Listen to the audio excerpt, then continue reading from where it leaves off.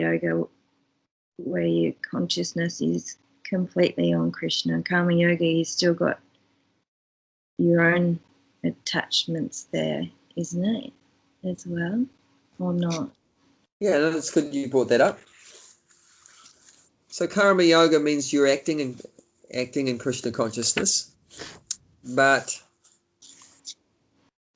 generally the distinction is that in karma yoga, you do what you want to do for Krishna. Whereas bhakti yoga is a little bit different in that whatever Krishna wants you to do, you do that for Krishna. Even you don't want to do it. Even you don't like doing the activity, but you do it because Krishna wants it. Whereas karma yoga is you're attached to doing a particular kind of work. You know, I like to make flower garlands for Krishna, but I don't like cleaning the toilet for Krishna. But bhakti yoga will be, okay, I don't like cleaning the toilet, but Krishna wants me to clean the toilet, so I'll clean the toilet. You know, so there's in karma yoga, there may be some personal attachment to what activities you're doing, but in bhakti yoga, then there's no personal attachments. You'll do whatever is required like that. So that can be distinction can be given in that way. Otherwise, they're basically the same. That in karma yoga or bhakti yoga, you both are acting. Persons are acting and performing activities and devotional service like that. They're giving the results. Both in karma yoga, bhakti yoga, you're giving the results of your activities to the Supreme. However, there's different levels of karma yoga. There's Sakam karma yoga and there's Niskam karma yoga. Now, what does that mean? So Sakam means with, Kam means desire, and Niskam means no desire. Sakam, S-A-K-A-M-A, Sakama. Can you spell it again, sorry, mate, please? S-A-K-A-M-A.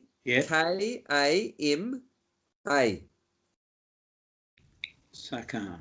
Yeah. And that was with, sorry, that's? With desire. With desire. Yep. And then Niskam, Niskama. N-I-S-K-A-M-A. So the last part is the same, K-A-M-A. And that's, so then, without? That's without desire. Without desire.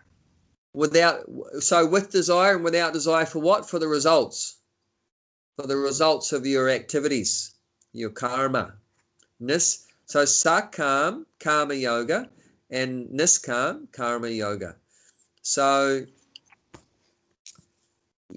both people are doing the activities, and one has a desire to enjoy some of the results in Sakam karma yoga. Right. Now, wasn't there was a third one, wasn't there? Was the third one the one you couldn't think of last time and you said you'd look it up? Or was that one? That was to do with gurus. That was to do with gurus. Right. Because, so bear with me. So have you got time to cover, talk about karma and then you talk about karma? Yeah, well, it's karma, K long A, M-A, that means desire or lust. And then karma, K-A-R-M-A, karma means action. Like this is karma yoga. So right. There's karma, which means lust or desire, and then karma, which means action, activity, work. Right. So how was the karma, the longer one spelled? It's S-A-K, long A, M-A. So an A with a line above it, and then this karma. So N-I-S. I've got that, but no, yep. You're talking about I'm talking about the one with action and no action. Is that what you said? Oh, no. This is both action. All right, okay. Karma means action. Karma, Karma, karma yoga. And, So and that's with action? no, both of them are with action. With action, But right. one is with desire and the other one's without desire. Right, got it. Sakama is Yeah. with desire. Niskama is without desire. So for the results. So both of them are doing activities, but one has a desire to enjoy the results, some of the results. Okay. And the other has no desire to enjoy the results. Now, the Sakam Karma Yoga, he's going to give some results to God, some results to Krishna. Cool. Otherwise, it wouldn't be yoga. Yoga means there's some connection. So Yep. definitely he's giving some results, but it might be, he might do a 50-50 deal or a 20-80 deal, Yep. a 25-75, 25 for the Lord and 75 for me of the results. So there's some desire there, but the percentages will be different. So you've got higher level and lower level of Sakam Karma Yoga. And Niskam Karma Yoga means nothing for me. Like Prabhupada said, my whole life, my motto was everything for Krishna, nothing for me. So that's Niskam Karma Yoga. Right. That he has no desire for the results like that. And you might think, well, how the hell am I going to live if I give all the results, if I surrender, sacrifice all the results to the Supreme, to the absolute truth, then how am I going to exist? So what's the answer? How are you going to continue to exist? If you give up the results of all the activities to the Supreme, Yep. then how are you going to live? You're going to exist. Yeah, I get it. No, but you haven't answered the question. How are you going to live? Because that's the doubt we have in our mind, is it? If I give everything to Krishna, then what about me? How am I going to live?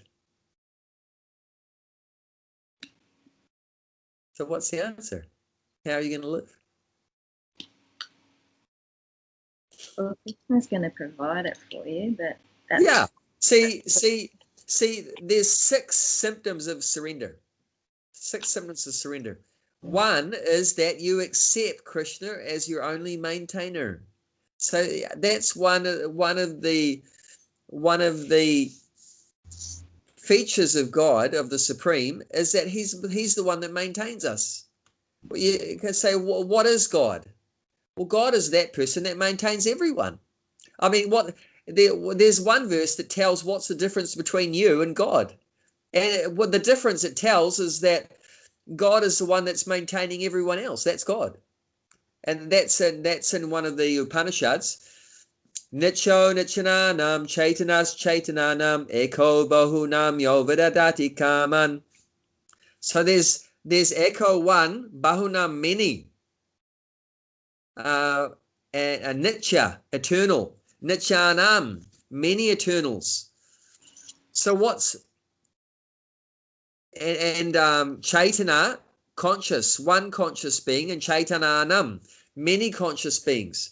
So what's the difference between the one eternal and the many eternals, and the one conscious person and the many conscious persons? So that Eko and the Bahunam, the one and the many, what's the difference? Is that one is maintaining fulfilling all the desires of the many, which is us, which is all the unlimited living entities. Eko bahunam yo vedadati kamam. Once again, the word karma comes in. Karma means desire. So he's that one person, that once eternal conscious person, God, is fulfilling all the desires of all the many. And this is where false ego comes in. What is false ego? False ego is we think I'm doing the work and I'm getting the result. The Sanskrit word for false ego is ahankar. Have you heard that word before? Ahankar? Ahamkar. Like a Ahankar. Yes. Ahankara. Ahankara. So that's basically mean I am doing it. I am the doer. Kar comes from karta, means doing, like I am doing, I'm working, I'm acting. But actually, and aham means I, so I am the doer. But actually, in Krishna consciousness, we know that we're not the doer. That Krishna's the doer. That this body made up of senses is his energy. So he's actually doing it. He's moving the arms and we think I'm moving my arms, isn't it? I'm moving my legs. I'm speaking. You know, I think I am so intelligent that I am speaking all this wonderful philosophy.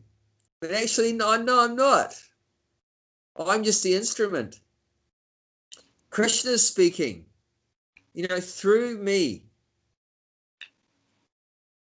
There's one verse, 15th chapter, text 15. Krishna says that I am in everyone's heart, and from me comes knowledge and remembrance and forgetfulness.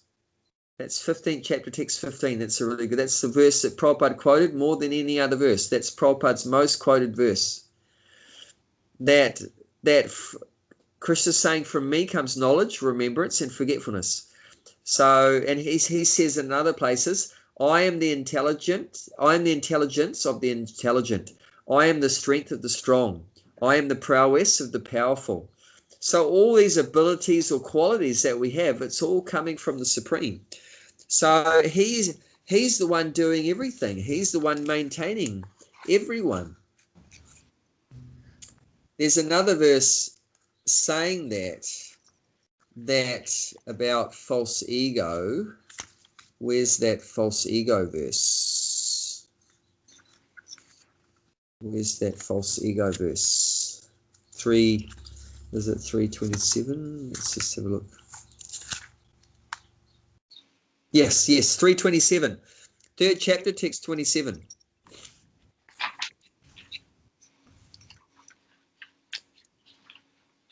Prakrite kriyamana nigunai kamani savasha ahankara vimudatma katara miti manyate. Says that word kata. Kata aham. So doer aham I. So we think. So the spirit soul, bewildered by the influence of false ego, thinks himself the doer of activities that are in actuality carried out by the three modes of material nature. So every one of us is thinking, I'm doing this, I'm doing that. You know, I'm very successful. I have achieved this. But the actual fact is that it's not done by us. What is it done by? Krishna. Yeah, Krishna through the modes of material nature. So that's one of his energies, this material energy. Through Krishna's material energy is doing everything. And as we know, that the modes are also working under the demigods. You know, one demigod is controlling your eyes blinking, one's controlling your breathing, another one's controlling your arms moving, your legs, your digestion. Like there's a fire of digestion in the stomach, and there's a deity, a personality that controls that, and that's called Vaishvanara. One personality, Vaishvanara, that controls your digestion in your stomach. But we think, oh, I am digesting the food. No. If that personality wants, they can stop your digestion working. So that's very interesting to understand these things, that actually we're not in control. We're not in control. And there are personalities that control everything and that are maintaining us. And they provide us, as you know, with water and air and food and companionship.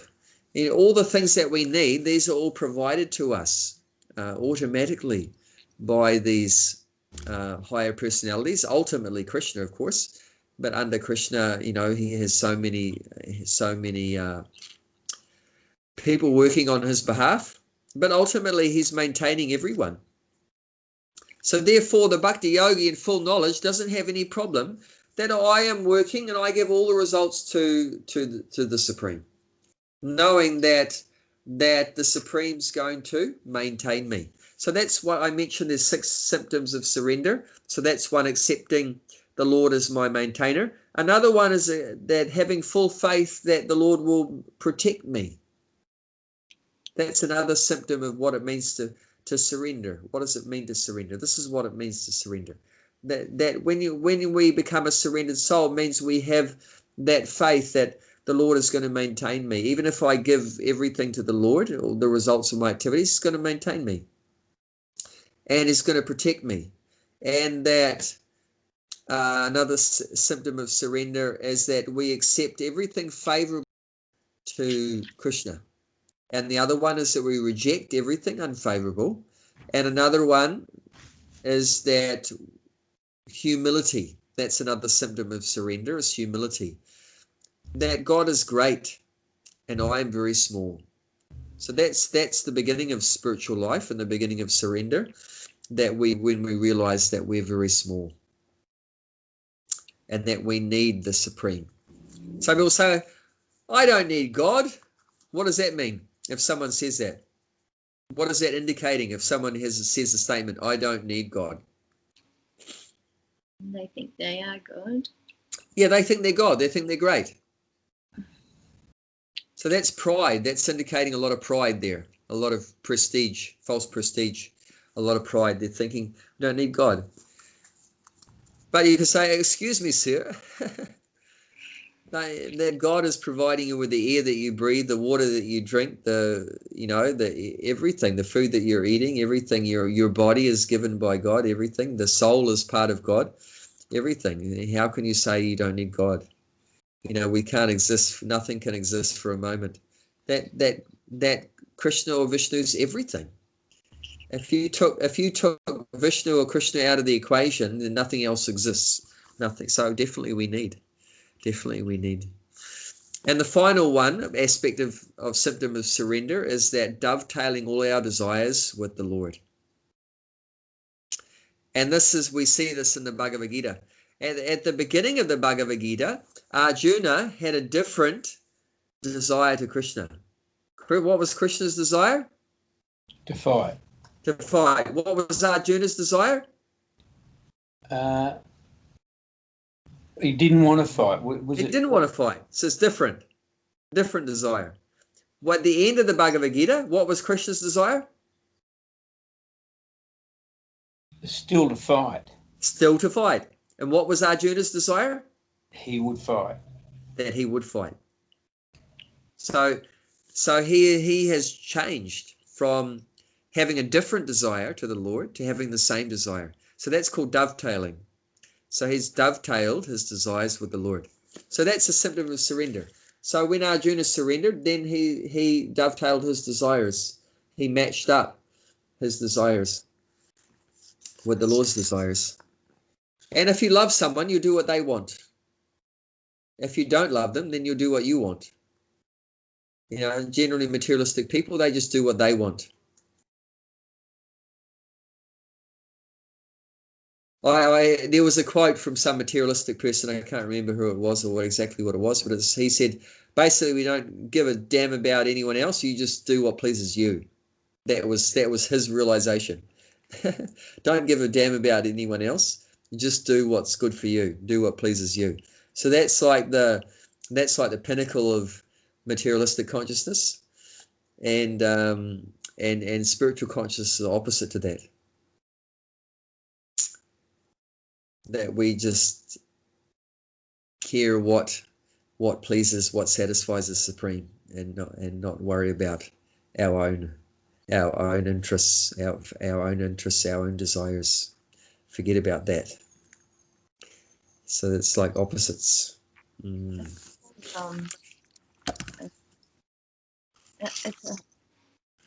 It's a big goal to get to. I know, especially for me, like my whole life has been about me. Yeah, of course. Then to want to serve Krishna, but then sometimes I realize I'm not really listening to what Krishna's asking for. You're sort of still doing what you think you should do. Yeah. So it's work in progress. So what was the experience you were getting from centering your life around your own desires and trying to please yourself? Were you happy? No.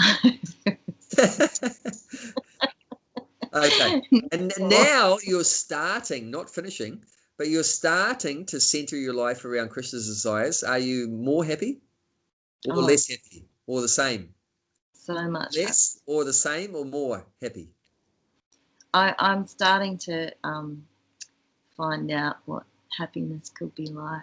Yeah. Wow, you're starting to find, maybe we didn't even know before what real happiness is, huh?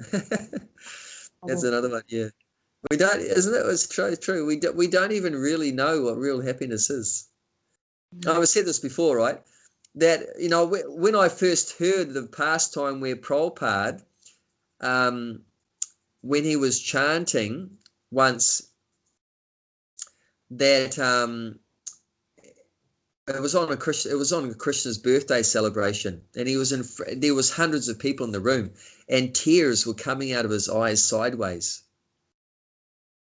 When I heard of tears coming out of his eyes sideways, then I thought, maybe I don't really know what happiness is. You know, so we have such a minute understanding about what happiness is. And I've had little glimpses every now and again since I've come to Krishna consciousness of experiencing, you know, happiness far greater than anything I've ever experienced before. I mean, we all do, you know, have different experience. Otherwise, why would we continue, right? I mean, you must be getting something. I mean, why would you chant for, you know, some years or keep being with devotees or, you know, keep coming to classes, or unless you're experiencing something, you know, there must be some perception of happiness or peace or something. So definitely we're getting something, but you know, there's like, it's one of the verses says, Anandam Buddhi Vardhanam Pradipadam Purnam Radasadhanam Savatmasna Param Param Vijayate Sri Krishna Sankirtanam. That one who engages in this process of congregationally chanting the holy names tastes a ever-increasing ocean of bliss and bathes his whole soul bathes in an ever-increasing ocean of bliss. How about that? Doesn't that sound good?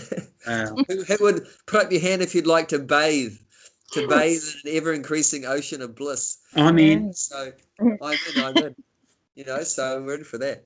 So otherwise you can bathe in the ocean of material suffering, you know, take your pick of birth and death. So like that. So that pushes us on and on when we start to taste, even when we taste a drop of that.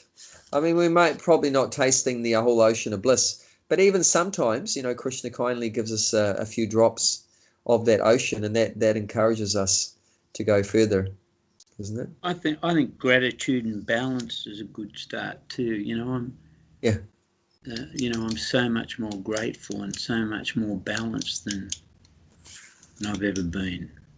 Okay. Yeah, so those are good results. I mean, those are wonderful results. Sorry?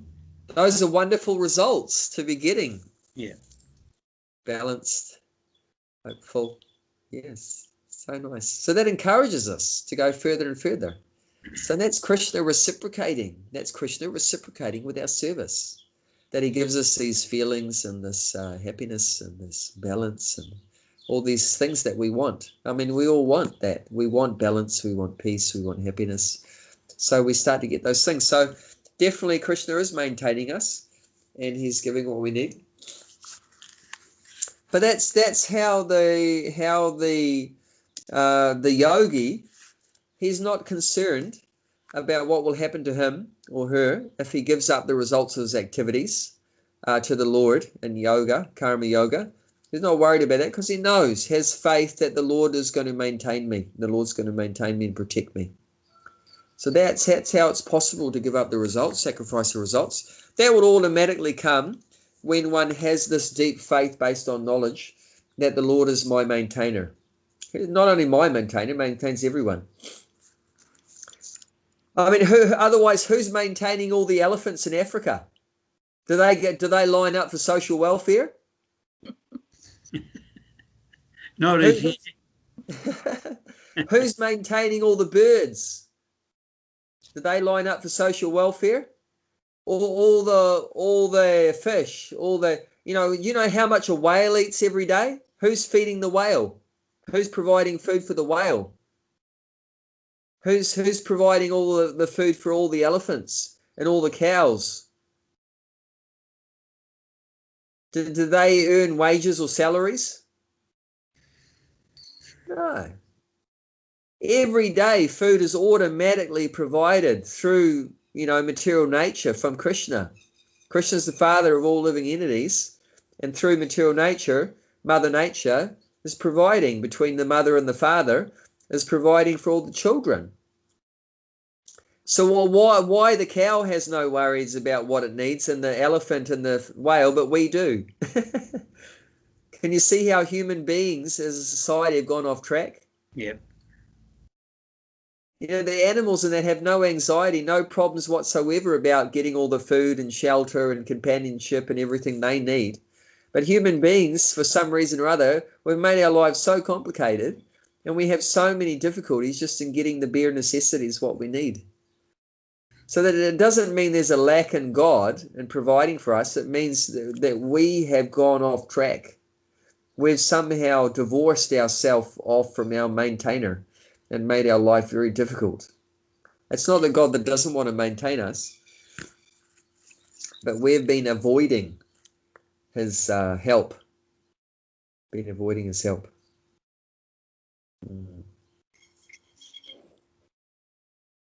Like all the animals and so forth, they live in harmony with nature and they get everything from nature, doesn't it? The cow, what does a cow need? Cow needs grass. Grass is everywhere. The birds need some bugs and worms and so bugs and worms are there. Fish need other smaller fish. Big fish eat small fish, so forth. That's all there. Everything's there, everything they need. The fish need water. Water is there, so much water. And other things need land. Land is there, so much land. So everything is there. Everything is there.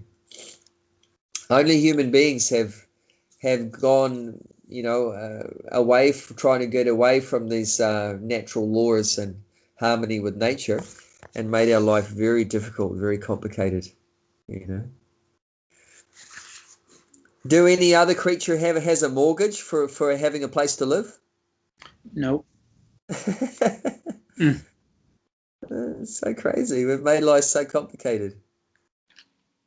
Well, now we have to slave away our whole life to someone else or to a bank or whatever just to get a place to live. Whereas every other creature freely available. There's so many places to live. So the problem is not in God. The problem is not in nature. The problem is in us. So we want to get more connected with this natural laws and the laws of the Supreme. And then everything will become easier. Everything will become easier.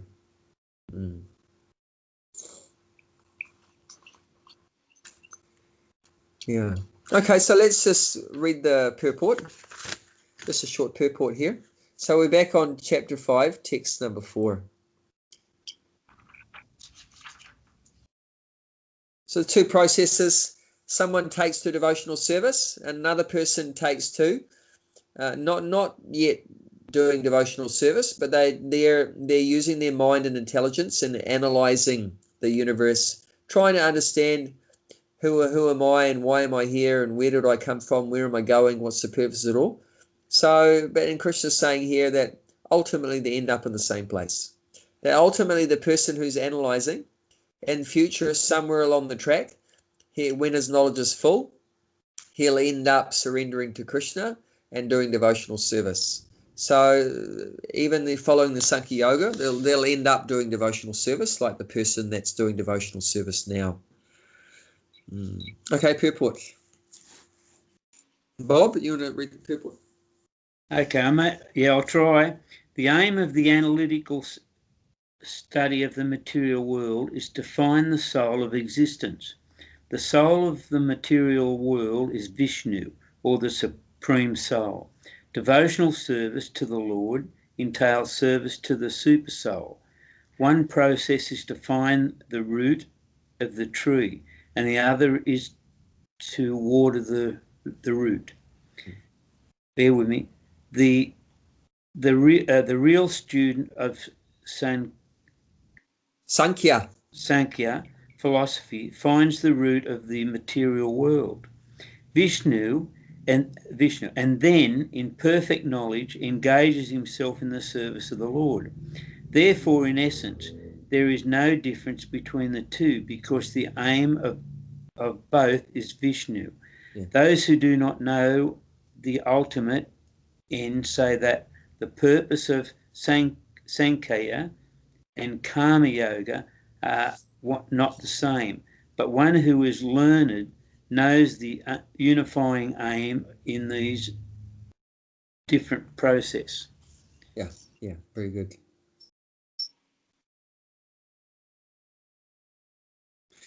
So nice analogy Prabhupada's giving here to help us understand that devotional service is compared to doing what to the tree? Watering the root. Yeah, watering the tree, watering the root of a tree. And Sankhya Yoga is compared to doing what to the tree?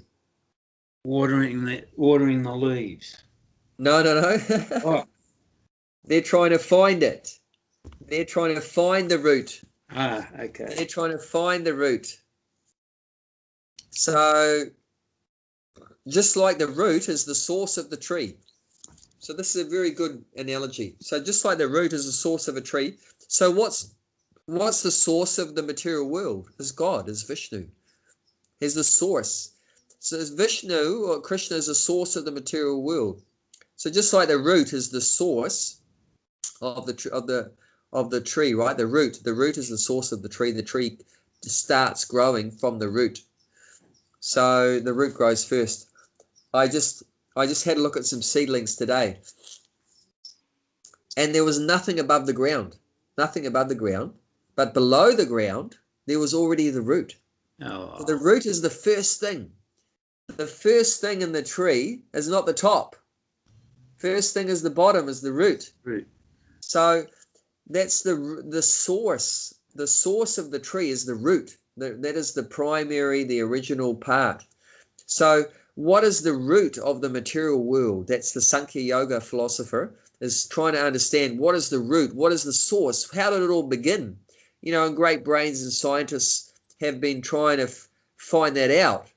How did the universe begin? And they've been racking their brains. So they're actually following Sankhya Yoga.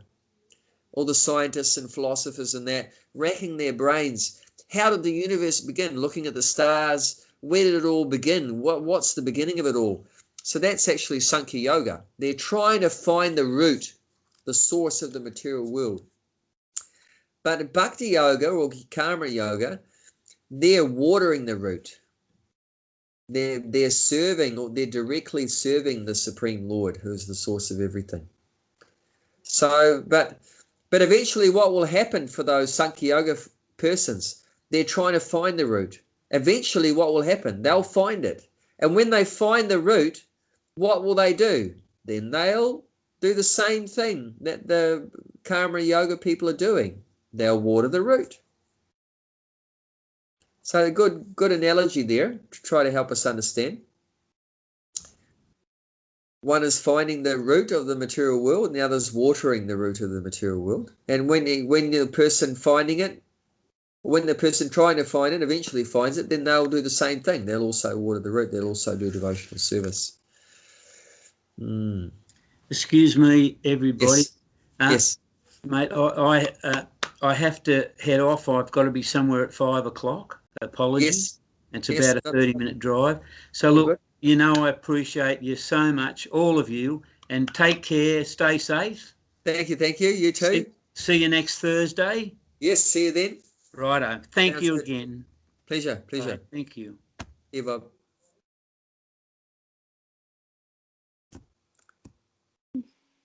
Hey. I'll just stop recording.